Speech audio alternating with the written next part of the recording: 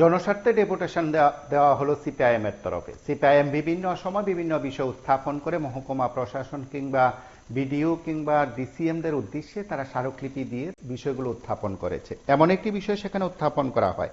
CPIM Abhaynagar অঞ্চল কমিটির উদ্যোগে সাম্প্রতিককালের ভয়াবহ বন্যা পরিস্থিতিতে ক্ষতিগ্রস্ত রাধানগর কাঠাখালের বিভিন্ন সমস্যা নিয়ে সদর মহকুমা শাসকের উদ্দেশ্যে সেখানে স্মারকলিপি প্রদান করা হয়েছে সংশ্লিষ্ট আধিকারিকের কাছে। বিষয়গুলো উত্থাপন করে সংশ্লিষ্ট নেতৃত্ব সরাসরি সংবাদ মাধ্যমের মুখোমুখি হয়ে প্রতিক্রিয়া ব্যক্ত করেছে। মহকুমা শাসক কার্যালয়ে সেই ডেপুটেশন দেওয়ার পর সংবাদ মাধ্যমের মুখোমুখি হয়ে নেতৃত্বের কি বক্তব্য আমরা একবার শুনব। গত আগস্ট মাসে রাজ্যে ভয়াবহ বন্যা হয়।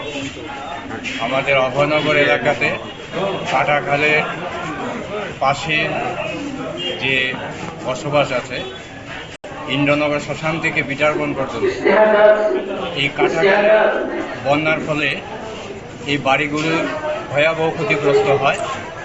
কিন্তু গত 3 মাস পার হয়ে গেল এখনো পর্যন্ত সবাই সরকারি যে অনুদান বা সরকারি যে সাহায্য সেটা পায়নি। আমরা দেখেছি বন্যায় যে ক্ষতিগ্রস্ত হয়েছে, এই ক্ষতিগ্রস্ত মানুষের যা ক্ষয়ক্ষতি হয়েছে তার তুলনায় সরকার যে অনুদান দিচ্ছে তা কিছুই না। তারপরেও এই অনুদান বন্টনে দ্বিচারিতা হয়েছে, রাজনীতিকরণ করা হয়েছে। একটা বড় অংশ মানুষ এই বন্যার এই ক্ষতিগ্রস্ত অনুদান থেকে বঞ্চিত হয়ে রয়েছে।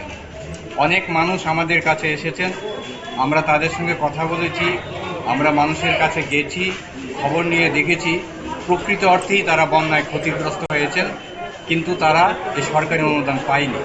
আমরা অভয়নগর অঞ্চল কমিটি বসে সিদ্ধান্ত নিয়ে মাননীয় এসডিএম এর কাছ থেকে সময় নিয়ে আজকে ওনার নজরে নেওয়ার জন্য এই বিষয়টা নিয়ে এসেছি।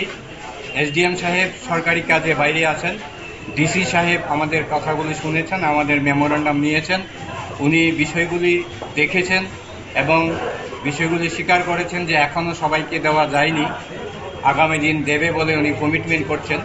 আমরা সুনির্দিষ্টভাবে আমাদের নজরে যারা এসছেন বা আমাদের কাছে যে মানুষগুলি এসছেন তাদের নামের তালিকা সহ আমরা ওনার কাছে তুলে দিয়েছি।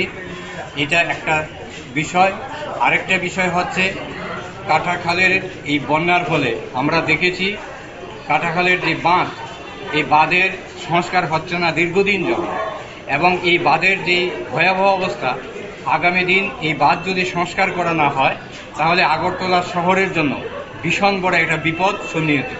সুতরাং এই বিষয়টা আমরা ওনার নজরে নেওয়ার চেষ্টা করেছি যে এই বাঁধকে অতি সত্বর সংস্কার করা এবং এর নাব্যতা যাতে বাড়ে সেই দিকে সরকার উদ্যোগ নেক।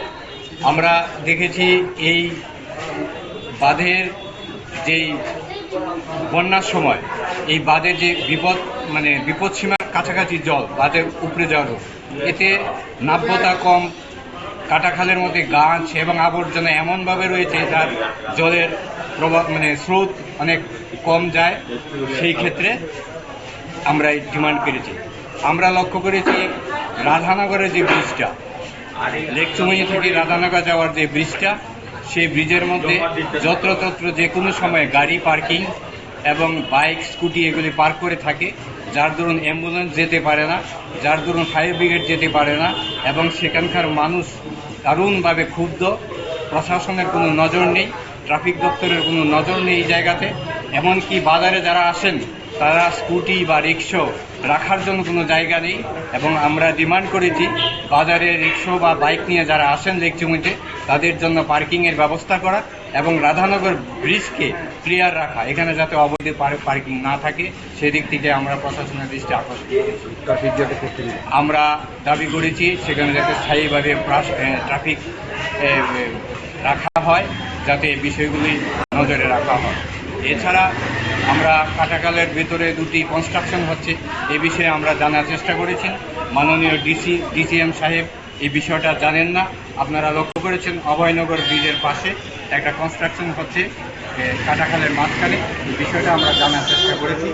পরবর্তী সময়ে এসডিএম সাহেবের কাছ থেকে জেনে নিতে উনি বলেছেন, আমরা নিশ্চয়ই পরবর্তী সময় যোগাযোগ করব। মানুষের যে বন্যায় ক্ষতিগ্রস্ত মানুষের এই সাহায্য সবাই পাক, এটা আমাদের ডিমান্ড, যারা প্রকৃত অর্থে ক্ষতিগ্রস্ত হয়েছে, এবং এই রাধানগরে এই অবৈধ পার্কিংটা না থাকুক, এবং আমাদের এই ব্রিজ, আমাদের এই বাঁধকে অতিসত্ত্ব সংস্কার করা এবং কাটাখালের নাব্যতা বাড়িয়ে যাতে বন্যায় আগামী দিন ক্ষতিগ্রস্ত কম হয় সেই দিকটা নজর দেওয়ার জন্য আমরা সরকারের দৃষ্টিতে নেওয়ার জন্য আমরা মাননীয় এসডিএম এর কাছে এসেছিলাম। উনি নেই, আমরা ডিসিএম সাহেবের কাছে কথা বলে আমরা ডেপুটেশন দিয়েছি।